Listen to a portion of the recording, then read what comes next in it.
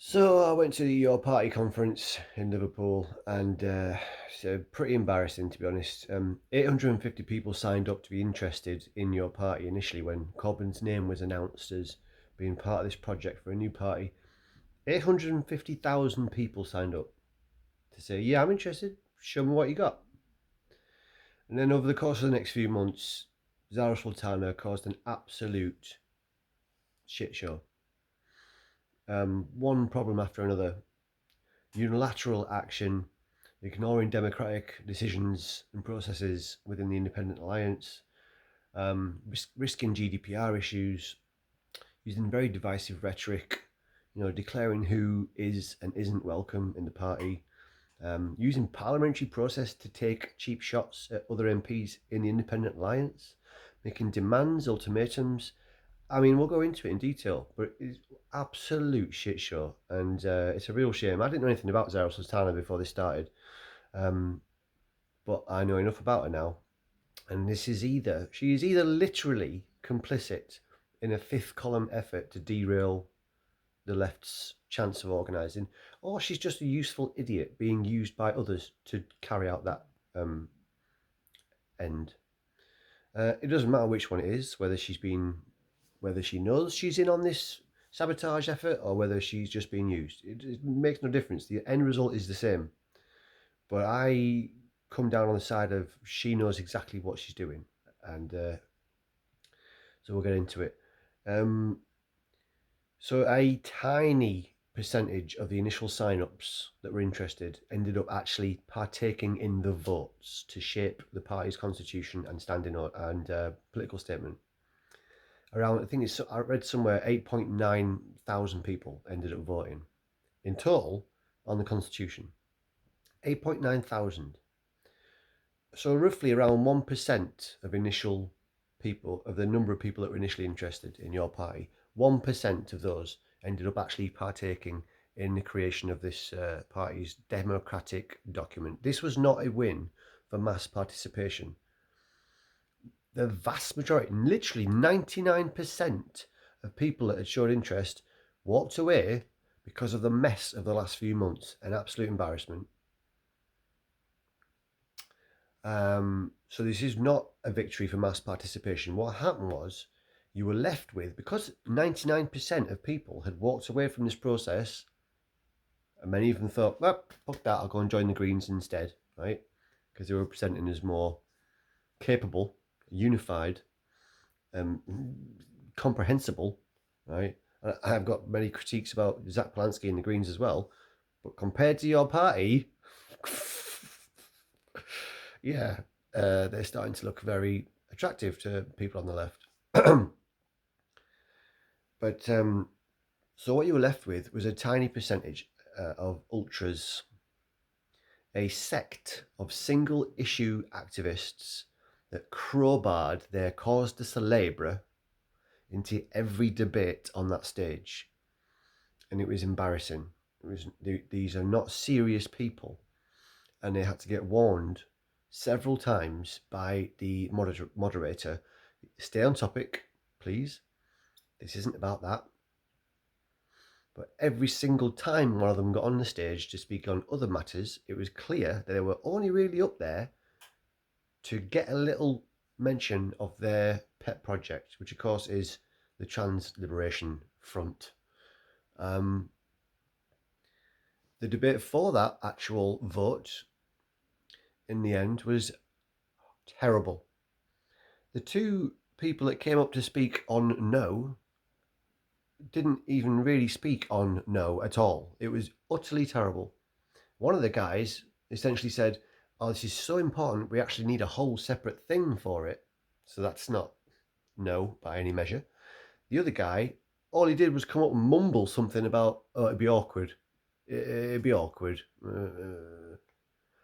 And I didn't see anybody else put their hands up in that entire hall to speak. And it's because of the intimidation of these people that are so aggressive against anybody that tries to challenge this idea of trans theory, right?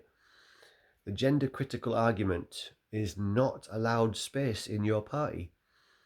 There are purges happening in groups, no doubt up and down the country. There certainly has in my area, of people who have tried to voice gender critical concerns, arguments.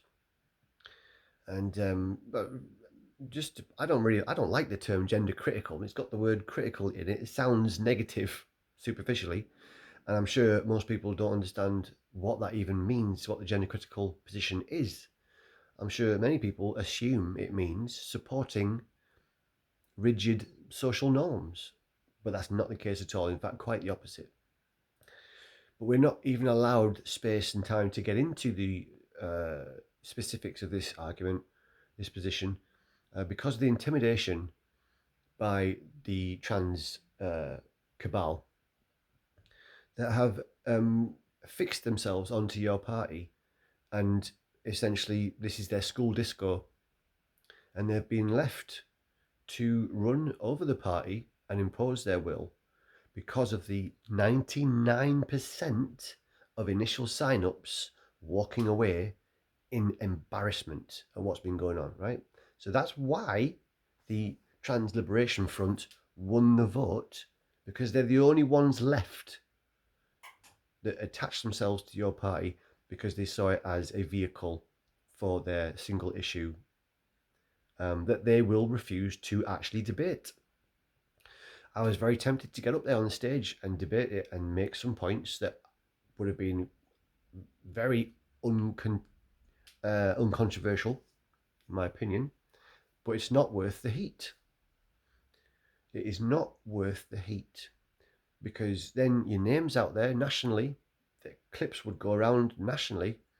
Imagine if there had been someone that actually put forward a lucid and rational and compassionate gender critical argument on the stage at your party's conference. First of all, it would be absolutely drowned out by boos, despite warnings from the moderators. They were not serious people. They were like children in the audience.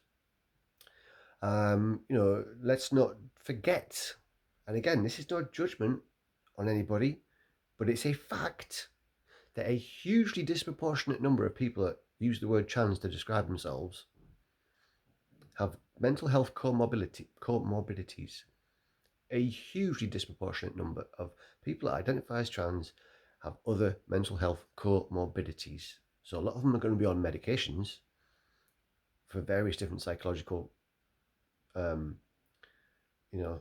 conditions, for want of a better word.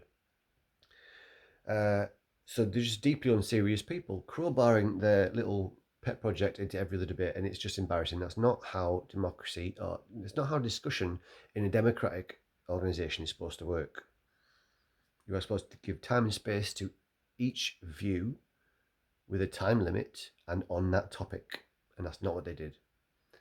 And throwing around accusations. More than one of them repeated this libel against some of the other Independent Alliance MPs, calling them transphobic, but never qualifying what actually constitutes transphobia. And if they do actually try and quantify it, it's clear nonsense. Standing up for women's rights, making the case that if you're asking for a new set of protections in law, you need to do an analysis of how that interacts with other pre-existing protections. That's it. There's no hate or judgment there. If you're demanding a new set of exemptions, you're calling them rights, but they're actually exemptions, and we'll get into that. You need to have an analysis of how that will affect existing protections. And of course, the main one of that is coming down to protecting safe spaces and women's ability to self-organise as a class, to acknowledge the physical basis of women's oppression. Trans theory is actually counter-revolutionary. It actually lacks a class perspective because it refuses to acknowledge women as a class that has had to fight for its protections, and refuses to acknowledge the physical basis of women's oppression. Women have not been oppressed because they wore dresses or because they liked pink, right? Women have been oppressed through history because they have a physical disadvantage to male humans. So a Marxist materialist analysis of gender would surely come down on the gender critical side of things, as it would acknowledge the physical basis of women's oppression.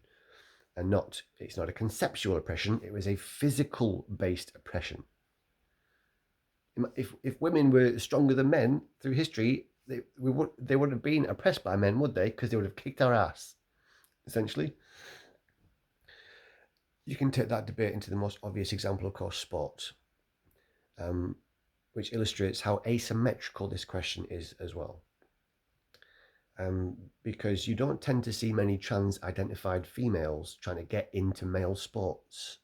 It's overwhelmingly the other way. It's overwhelmingly trans-identified males working their way into female sports because, of course, they have a huge physical advantage.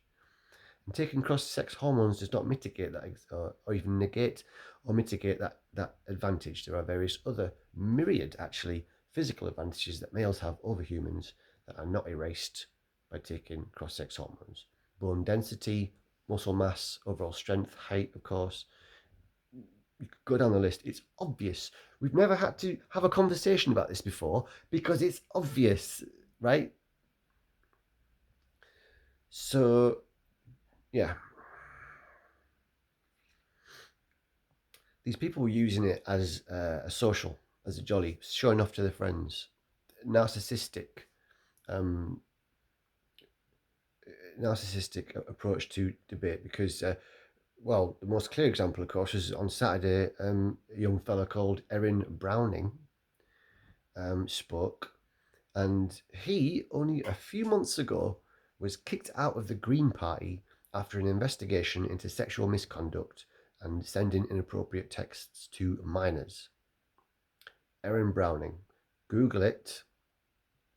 Not a word has been said from these people about that person getting on stage and thinking that he was the best one to represent his sect's views. So, you know, was there no thought that went through his head at that point that actually maybe I shouldn't be the one specifically to get on stage? There's many other people with their hands up that want to talk on the same thing that I want to talk about. I don't really need to be the one to get up on stage to advocate for this position when I've got an ongoing criminal investigation and there's recent stories in the media about me doing things that I have admitted to, right? So he's not even saying the false allegations. His argument or his response is, I was only 16 at the time. The kid was 13. This actually went on for longer, until he was at least 18. But you can find this in the media if you want to look for it. Not a single word has been said about this from that cabal. They're not concerned about the safety of children or not concerned about integrity. It's it was about self-aggrandization. But yeah, so clearly these blokes getting on stage with barely any effort to appear female, not that that should matter. Again, right, here's the caveat. Let's break down social norms. Let's destroy rigid gender stereotypes. Absolutely. Let's return to a time previously, like in the 70s and 80s. There was a lot of men wearing feminine clothes and makeup. There was a lot of female punks shaving their heads. We had freer expression, and trans was not trending at that time, probably in part at least because we had freer expression. Less people felt that they had to create this conceptual fiction around their physical form in order to express freely. Because if expression is free and genderless, or rather, both sexes can express however they wish along that spectrum of expression, right? And everybody's cool with that, right? There's no need for you to deny a fact about your objective physical manifestation. There's the irony of transgenderism. It is actually very socially conservative because it is telling people, kids especially, that if you don't feel like you fit these current contemporary narrow social norms around gender, then maybe you were born in the wrong body and maybe you should get surgery and commit to a lifetime of medication to affirm the fact that you have convinced yourself that you should be in the other sex, right? This is the first time in history that we have treated a dysphoria with affirmation. And it's been singled out amongst all other similar psychological conditions. We have never affirmed a dysphoria before. This is the equivalent of giving Ozempic to people with anorexia or offering them gastric bands when they're already 6 stone or whatever. You don't tend to affirm a dysphoria. You tend to try and alleviate it and help the person feel comfortable naturally. And again, this does not mean telling people who are gender non-conforming that they need to conform to gender stereotypes. No, let's break down those rigid stereotypes. Everybody has human expression on a spectrum. Some men can be very tearful in confrontation. Some women can be very stoic. Absolutely, that's fine. That's fine. This niche cult refuses to have debate, and it devolves into absolute nonsense because you don't get to make that point. And I'm sorry if I'm jumping all around on different points. It's a very complex issue, and it's not even my central concern. I wish we didn't have to talk about it, but I've become very knowledgeable on the subject because I've noticed that it is the wedge issue that will prevent any authentic left movement gaining traction. Because when you go out to campaign and you send your activists, you send your campaigners for your party into town squares up and down this country, you try and have that conversation with people, and if you tell them that they are bigots because they refuse to pretend that women can have penises, right? Watch what happens. They will not listen to you on anything else you say.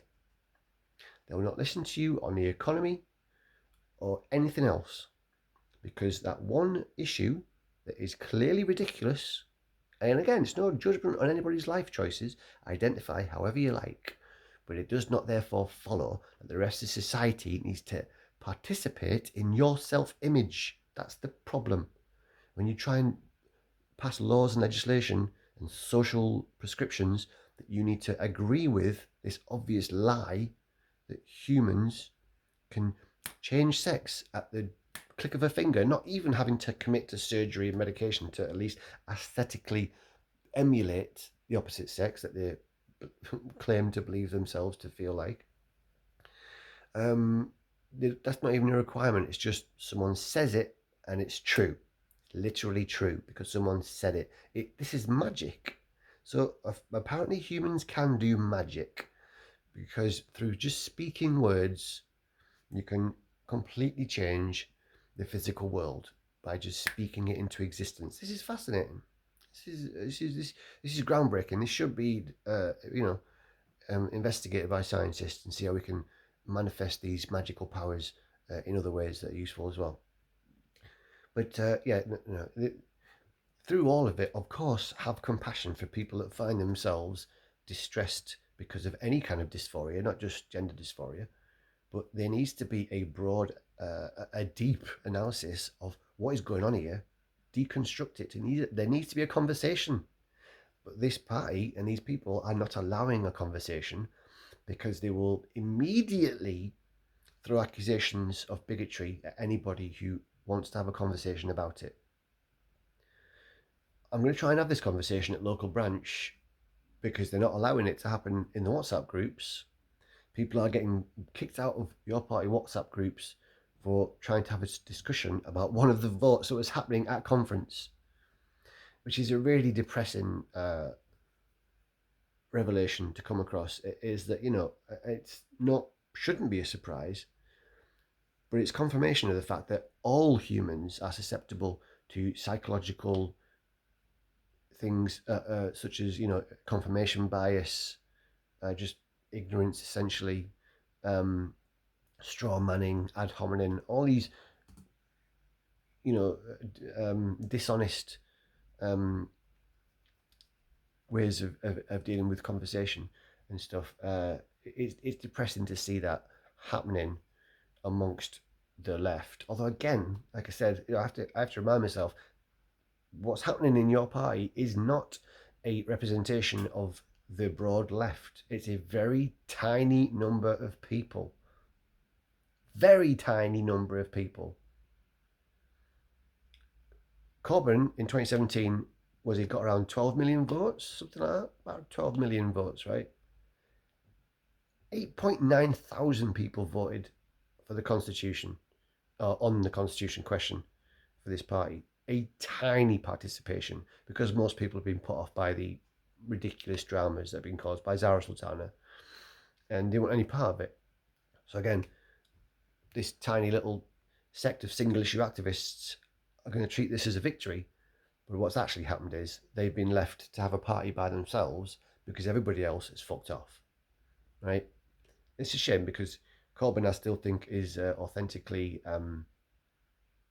hopeful that something can be built on the left, and he authentically seems to believe in the open democratic process.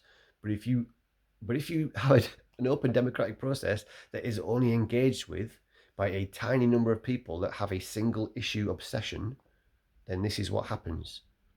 You see these people completely unserious approach to debate where they try and crowbar it into every other question, getting told off by the chair multiple times, and then their supporters in the crowd shouting down the moderator for sticking to debate rules. They're not serious people. It was an absolute embarrassment.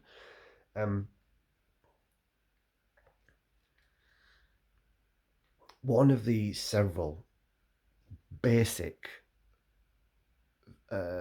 fallacies that their position is based on, right, is this assumption that trans is innate in some way, that you are born with it. I've literally seen them making this argument and their allies. This betrays a lack of inquiry. Anybody who makes this claim has not actually looked into this subject and is therefore only taking a position for social reasons, social pressures. Basically, they don't want to be cast out into the snow for wrong think, right? Humans are a social animal, and survival instincts are a strong drug. So a lot of people that are advocating for this trans liberation clearly have not actually looked into the issue. Because if you're going to make the claim that trans people are born with it, that's demonstrably false. There is a minority within a minority that they are ignoring. That is the detransitioners. These are people that have been through that experience and at one time believed that about themselves to be true, but then came out the other side of it. For them, gender dysphoria was temporary. And many of these people, unfortunately, didn't realise that until after they'd already been medicalised and therefore have been left with many times irreversible consequences of this medicalisation process. But you can watch their interviews online. They are coming out and speaking about it now, and the numbers of detransitioners will only continue to rise because gender clinics are taking an affirmation-only approach. This does not give space to alternative ways of alleviating that dysphoria. They are insisting on affirmation for anybody who presents as feeling like they may come under this definition of transgender, right? Young people, essentially. And of course, that's where it's more pertinent to talk about it because these young people are shepherded onto medicalized pathways that they are not old enough to consent to or understand the consequences of. Kids are put on puberty blockers, and then after that, they are put onto cross-sex hormones, which is essentially chemical castration. It's the same drug that is used to chemically castrate rapists in some countries. So from puberty blockers to cross-sex hormones, and then surgery many times. So that is a pathway that they are put on, is begun before they are old enough to consent or old enough to understand the consequences of how that's going to play out in the long term, right? Child abuse. And any attempt made to alleviate that dysphoria in a way that isn't affirmation is labelled conversion therapy. Yet again, No gender critical argument relies on supporting, gender stereotypes. That's not what you're trying to get at. We're not saying men don't wear pink anymore, right? That's not what it's about. It's saying let's try and help young people, especially, feel comfortable in their skin without having to be medicalized. So how do you do that? You encourage free expression. You say, look, there's no conflict. You can, if you're a boy, you can wear pink if you like. If you're a girl, you can shave your head if you like. That look like the punks in the 70s, right? It's all good. All of this expression is lovely. Variety is the spice of life. Express yourself. You do not need to feel like you are in the wrong body and need fixing just for you to express yourself, right? There is a social contagion element to this. And statistics have come from the actual gender clinics that have been set up to support / promote this ideology. So this is coming from their side, right? Look into the Tavistock Clinic in London. It has now been closed down, but a wealth of information came from that clinic, and it needs to be analysed. And clearly, a lot of these people shouting about trans liberation either ignored those statistics or don't care. So we'll get into it a little bit. So at the Tavistock Clinic, 98% of all referrals that were put on puberty blockers went on to go into sex cross sex hormones. So again, that is the medicalization pathway begun when they're too old to consent, and it ends up with chemical castration and often surgery. So there is no space being given to alternative ways of trying to alleviate that dysphoria. It's just affirmation. We don't do this for anything else. We'd consider it cruel to try and affirm a dysphoria and tell someone who thinks that they're fat when they're not, yeah, you're right. Yeah, you are pretty fat. Actually, yeah, you're right. You're right what you think about yourself. Yeah, you should probably stop eating. Yeah, this thing down the throat thing, carry on with that. Nice one. And whilst you're at it, do you want some Ozempic? Mental, right? Again, let's have compassion for people that find themselves in these positions, but the way that you approach helping them needs to be patient specific, because for some people, affirmation does not work. In fact, it makes things worse. But these clinics don't allow for that, and these activists don't allow for that, because if you suggest that trans is not innate, that it's not some inherent natural, that you're born with it quality, right, then it makes them feel threatened. It makes their identity feel threatened. It makes everything that they've attached themselves to feel threatened. So it's an emotional response to shut down debate and refuse to acknowledge the nuance in this very complex issue. But everything's hatred, everything's transphobic if you try and speak about it. I'm sure there are people in the world that just don't like trans identifying people because they think they're weird, right? I'm sure there are people like that. But that doesn't mean there is no separate, progressive and empathetic position to take against the promotion of this as an ideology, which is what it's become, because it is no longer being dealt with as a mental health issue. It is being promoted as an empowering life choice, again, to a highly disproportionate rate of people with mental health comorbidities. So the rate of autism and things like that within the trans demographic is hugely disproportionate. So these are vulnerable people that have been told that this thing called transition can be your emancipation from your dissonance, this complex dissonance that comes from other places, that is multifaceted, that is tied up with other mental health comorbidities, right? So they are given this idea that this thing called transition is emancipation from their dissonance, and they latch onto it. And then they put on a pedestal, and then they suddenly have all these people buzzing around them, telling them how brave they are, and slapping them on the back and lifting them up, and oh, so brave, so brave. Of course, that is seductive to young people that feel dissonance. But these things, they will not entertain conversation about these things. It's very difficult to approach it. But there's a tiny percentage of us still in your party that are trying to have this conversation, although we're being shut down left, right, and centre. And that's really depressing to see, because I hoped that the debate about contentious issues within a party framework would have been more mature than the sort of debates you see online, where it quickly devolves into absolute nonsense. But it's been no better so far.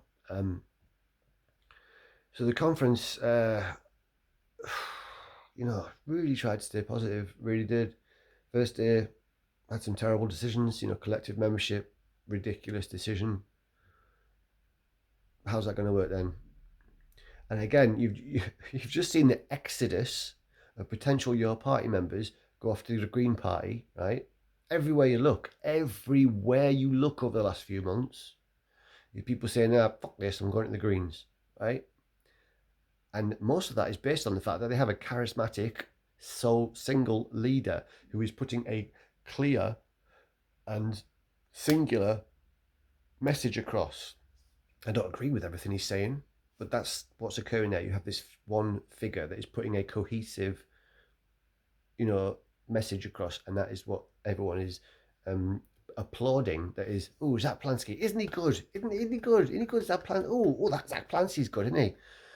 This is how you get attention and traction through the various systems that we use. A collective leadership model is going to make us look like absolute idiots. It's going to be an absolute mess. And hopefully it won't take very long either to be obvious about that. So we can have another vote about it.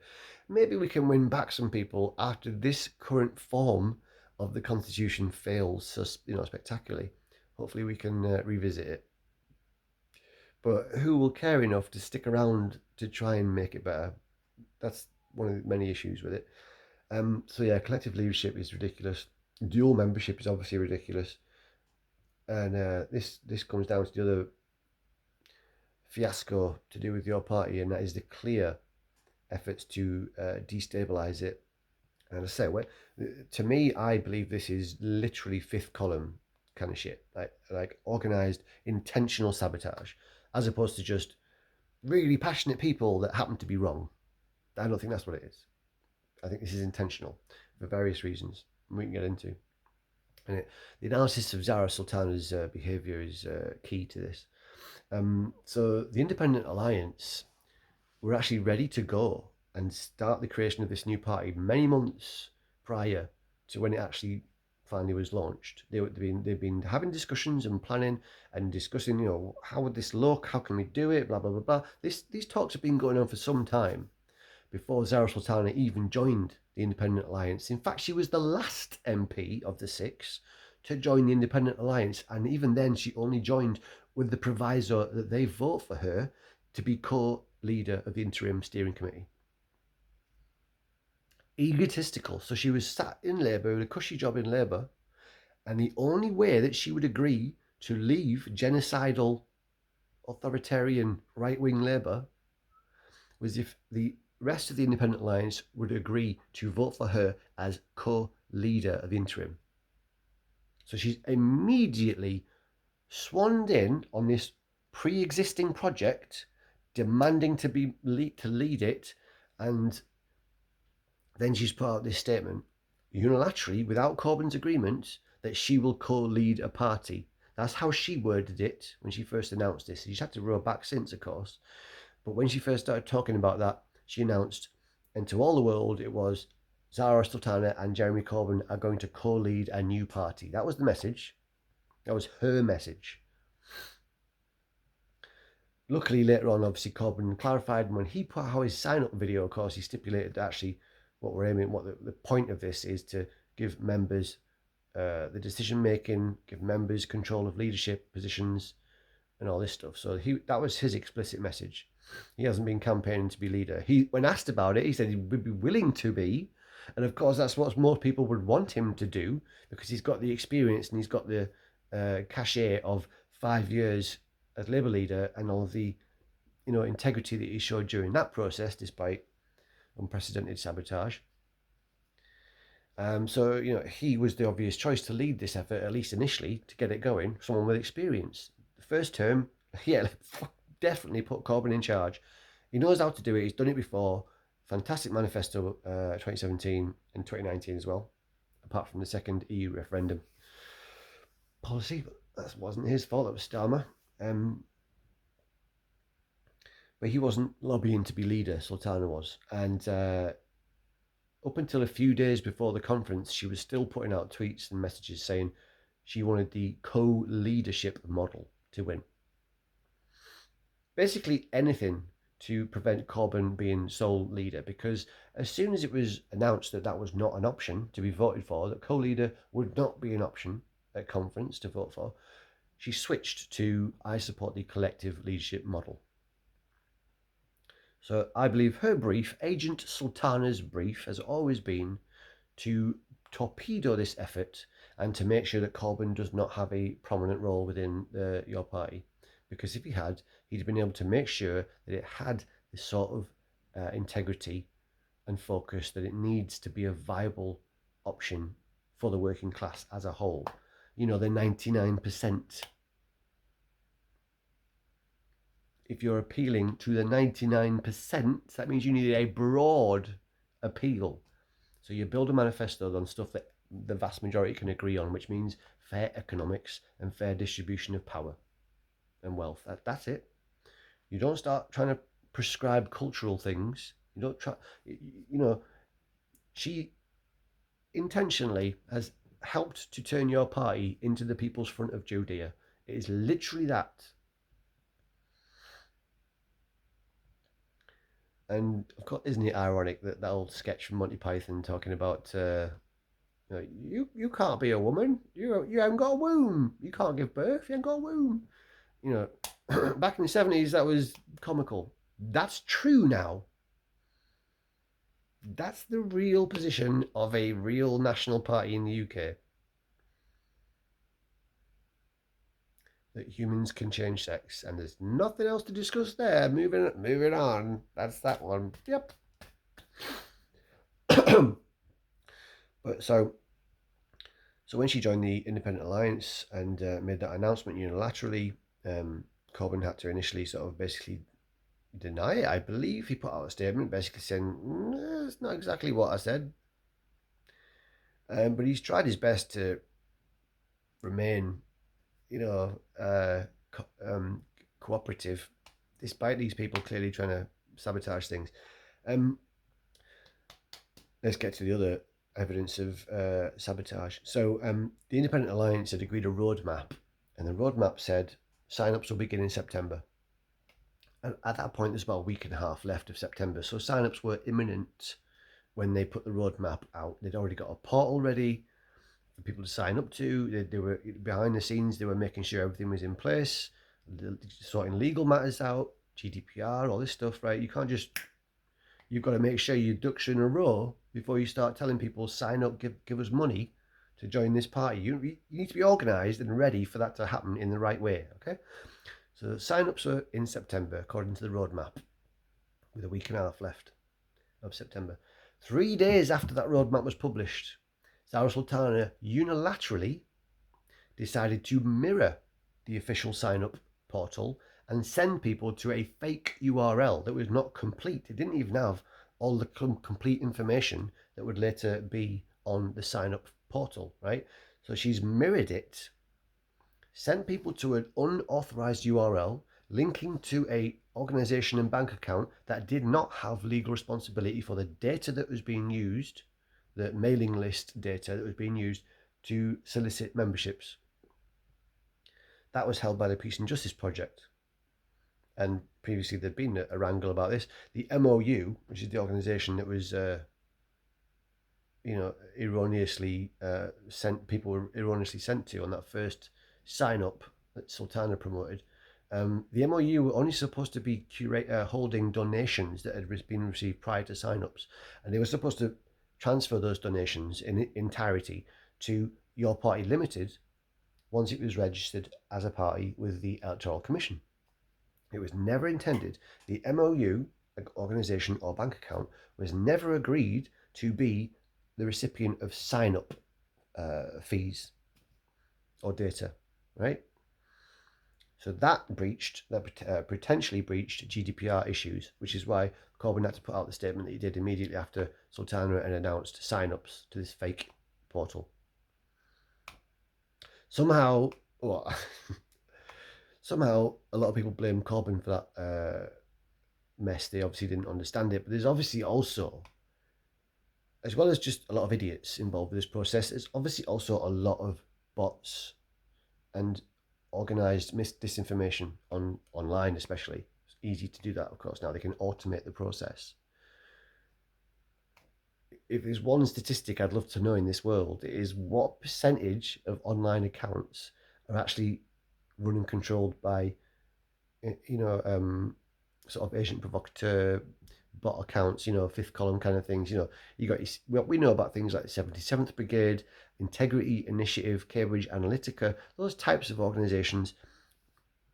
No doubt that is rife, especially now you can automate it with things like AI and stuff like this. So I would love to know what percentage of online accounts are actually authentic people versus these disinformation units. But anyway, regardless, she actually made that mistake. Corbyn got blamed for it by a lot of people. But that's the main thing that made us look like idiots. The mess caused with the sign-up process, caused by Sultana, acting unilaterally, whichever way you look at it. She did that by herself, without agreement from the rest of the Independent Alliance. And then she goes on talking about democracy. she's. I watched the speech on the Sunday, and she's very strange person. The way she speaks, it's very monotone. She sounds a bit like a robot. She sounds like she's under, what's that called? Operation Agent Orange now. Operation back in the 50s or something. I forgot what it's called now. Basically, she sounds like an automaton. Got a very unnatural way of speaking. Just an observation, not relevant too much. So yeah. So then, of course, there was the issue with the SWP and stuff like this. So the SWP is well known amongst the left for decades of doing the same thing, of infiltrating left organisations and fracturing it and making them redundant through division. So they're probably a fifth column organisation or whatever. It doesn't really matter. The effect is the same, whether they're intentionally doing that or it's because of some misguided personal agenda, whatever it is, the effect is the same. And that's what's key. And so, the SWP are well known for doing this, for derailing, disrupting efforts to coalesce the left. And they've got a dodgy track record as well. They were rape apologists. They actually covered up a rape. Their reputation has never been good amongst the left, right? We knew this in the past. For some reason, all of a sudden, Sultana is lauding them as the saviours of the left. How dare they be kept from your party that specifically mentioned you can't have dual memberships during the inaugural period. Like every other national political party. Of course, you don't want dual membership to be a thing, because then you have external agendas that can be inserted into your party, like marionettes, right? So you've got the SWP and whoever else wants to organise to disrupt your party can do so by this dual membership nonsense. Other groups dissolved into your party, right? So why is the SWP so special? Other groups saw this as a chance to coalesce the left under one roof, because, and again, through the current parliamentary system, that's what you need. You need a block of people voting in a certain way to assert an agenda. But if you allow dual membership, yeah, you've got all these other external agendas, conversations happening outside of your party. How are we going to impose our agenda into your party? How are we going to do that? Those conversations are outside of the party. So you are not in control of the democratic processes of your own party. On the face of it, ridiculous to allow dual membership. And if they believe so much in your party's potential, why not just dissolve SWP for now? You can always go back to it if your party doesn't work out.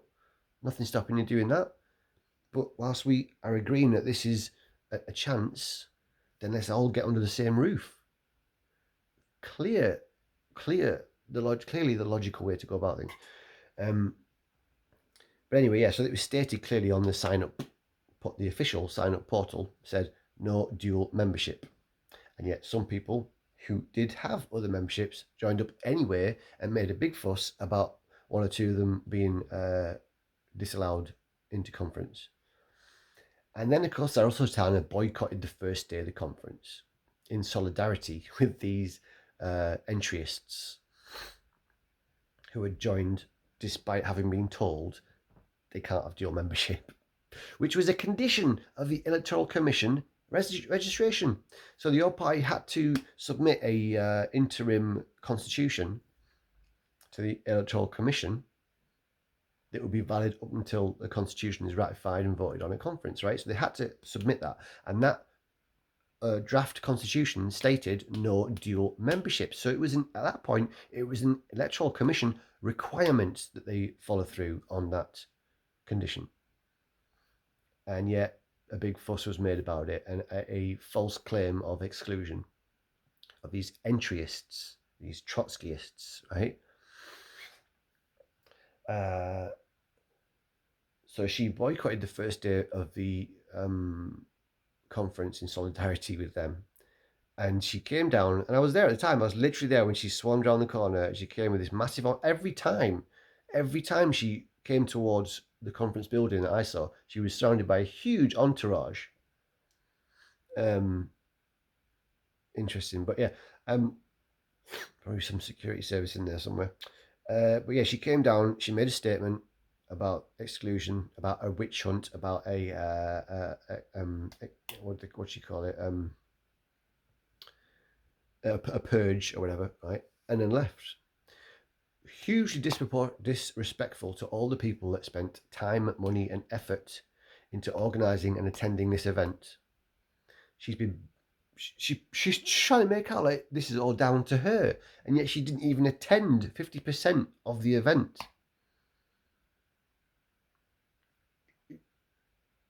Gifting negative headlines to the press, making it all about her again, and going against the whole ethos of the event, which was beautifully laid out by the first speaker on Saturday when she said, "We may have disagreements, but we are here to discuss those disagreements and find a way forward to try and affect change."